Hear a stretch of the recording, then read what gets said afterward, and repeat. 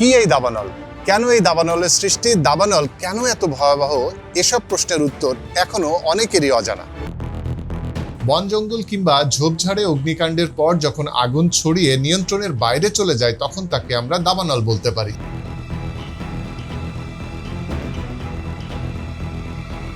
প্রাকৃতিক কারণগুলোর মধ্যে উচ্চ তাপমাত্রা, কম আর্দ্রতা, কম বৃষ্টিপাত, বজ্রপাত, প্রচুর শুকনো গাছপালা, খরা এবং আগ্নেয়গিরির অগ্নি উৎপাত অন্যতম। এছাড়া ক্যাম্পফায়ার অথবা সিগারেটের আগুন না নিভিয়ে চলে গেলে, অর্থাৎ অসচেতনতার কারণেও দাবানল তৈরি হতে পারে। অনেক সময় আবাদি জমি পরিষ্কারের জন্য ইচ্ছাকৃতভাবে আগুন ধরানো হয়, যা নিয়ন্ত্রণের বাইরে গিয়ে দাবানলে রূপ নিতে পারে। ইচ্ছাকৃত বা অনিচ্ছাকৃত যাই হোক না কেন, মানুষের কারণেই কিন্তু ভুগছে যুক্তরাষ্ট্রের ক্যালিফোর্নিয়া অঙ্গরাজ্য।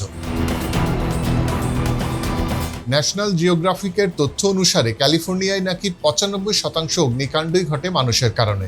দাবানলের অন্যতম ঝুঁকিতে থাকা এই এলাকার বাসিন্দাদের অবশ্যই আরও সচেতন হওয়া উচিত।